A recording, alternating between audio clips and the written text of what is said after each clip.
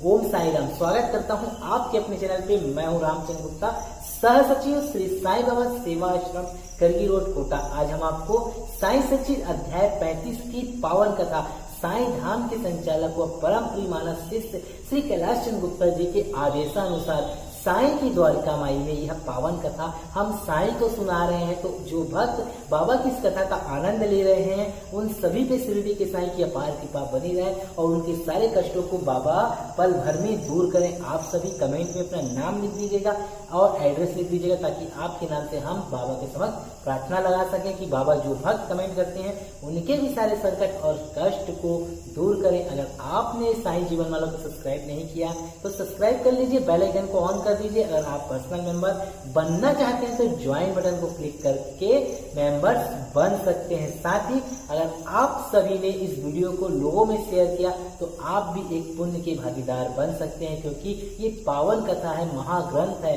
शिरडी के साईंनाथ का। ये साईं का जीवन चरित्र है। हम बाबा को ये कथा इसलिए सुना रहे हैं कि साईं ने जैसा चमत्कार, जैसी लीला शिरडी में रची थी, बाबा एक बार फिर वैसा ही चमत्कार दिखाओ साईं और सभी भक्तों पे अपनी अपार कृपा बनाओ। अब सौंप दिया इस जीवन को, सब भार तुम्हारे हाथों में, साईंनाथ तुम्हारे चरणों में, साईंनाथ तुम्हारे चरणों में। तो चलिए शुरुआत करते हैं साईं सचेत अध्याय 35 की आगे की कथा को। आगे की कथा में है बालाजी पाटिल नेवासकर। जी हाँ, ये बाबा के परम भक्त थे। ये उनकी निष्काम सेवा किया करते थे। एक दिन जिन रास्तों से बाबा निकलते थे उन्हें वे प्रातः काल ही उठकर झाड़ू लगाकर पूर्ण स्वच्छ रखते थे। इसके पश्चात यह कार्य बाबा की एक परम भक्त महिला राधा कृष्ण माई ने किया और फिर अब्दुल ने। जी हाँ, अब्दुल वही है जिनका मजार द्वारका माई के सामने में है और जो भक्त वहां जाके अब्दुल बाबा के हाथों से चिमटा खाते हैं। जी हाँ, चिमटा वही जो बाबा अपने जीवन काल में रखते थे, जिसे बाबा ने अब्दुल भाई को भेंट दिया था। तो जरूर जाइएगा। बालाजी अब जब अपनी फसल काट कर लाते तो वे सब अनाज उन्हें भेंट कर दिया करते थे। उसमें से जो कुछ बाबा उन्हें लौटा देते थे उसी से वे अपने कुटुंब का भरण पोषण किया करते थे। यह कर्म अनेक वर्षों तक चला और उनकी मृत्यु के पश्चात भी उनके पुत्र ने इसे जारी रखा। देखा आपने कि वो मतलब भक्त जो थे प्रतिदिन बाबा की राह को साफ किया करते थे, जीवन पर्यंत करे। और उनके बाद एक महिला भक्त राधा कृष्ण माई ने भी किया।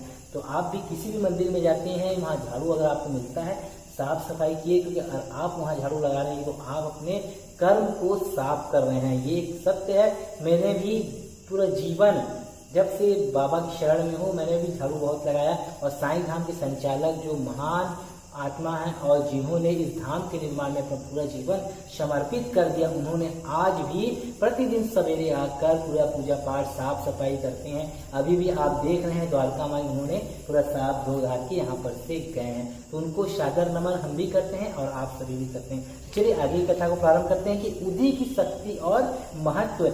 एक बार बालाजी के श्राद्ध दिवस की वार्षिकी के अवसर पर कुछ व्यक्ति आमंत्रित किए गए। जितने लोगों के लिए भोजन तैयार किया गया उससे 3 गुने लोग भोजन के समय एकत्रित हो गए।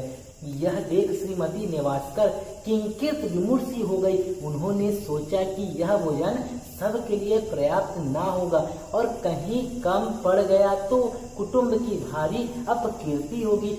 जब आप लोगों के साथ भी ऐसा हुआ हो कि आप लोग कभी कभी किसी को भोजन के लिए बुलाते हैं या कोई कार्यक्रम करते हैं, छोटा या बड़ा हो, अगर भोजन घटने लगता है तो आप लोगों को अंदर से अजीब लगता है कि कहीं बेइज्जती ना हो जाए, भोजन घट ना जाए। तो उस समय आप लोगों को क्या करना है, इस कथा को ध्यान से सुने।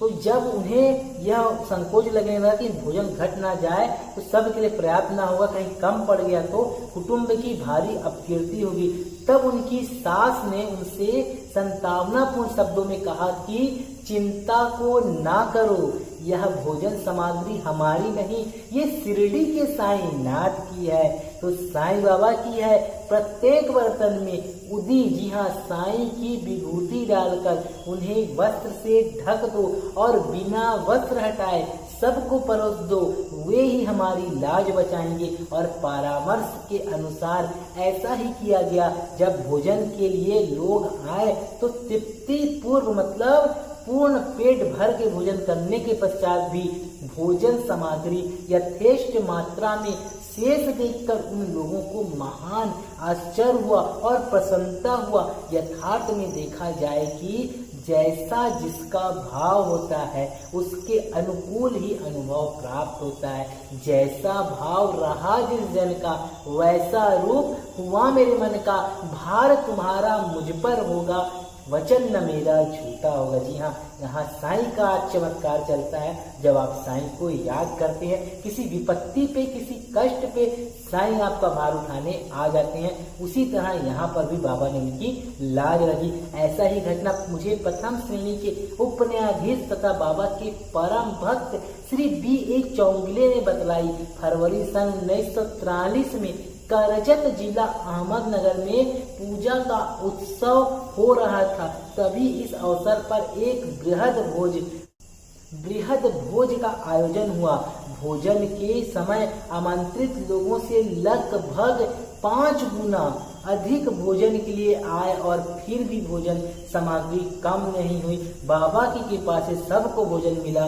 यह देख सबको आश्चर्य हुआ। तो आप भी अगर कोई भी शुभ काम करते हैं अगर घर में, तो आप लोग अगर बाबा को मानते हैं तो उसमें भोजन बनने के बाद थोड़ा थोड़ा विभूति डाल दें, ताकि बाबा भी आपकी रक्षा कर सके और सभी को पेट भर भोजन मिले और संतावनापूर्ण सब आपके घर से जाए, आपको और आपके परिवार को आशीर्वाद देकर। ये साईं का चमत्कार है। जो साईं के रंगों में रंग जाता है उसका जीवन खुशियों से भर जाता है। चलिए आगे कथा है। सांप के रूप में शिरडी के साईं कब प्रकट हुए और कैसे हुए और क्या किए।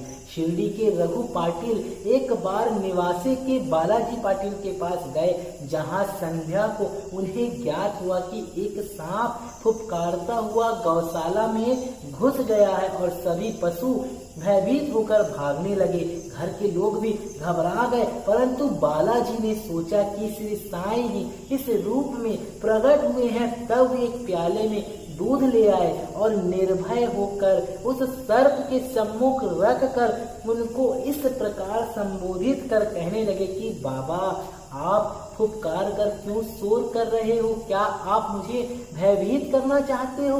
यह दूध का प्याला लीजिए और शांति पूर्वक पी लीजिए। ऐसा कहकर वे बिना किसी भय के उसके समीप ही बैठ गए।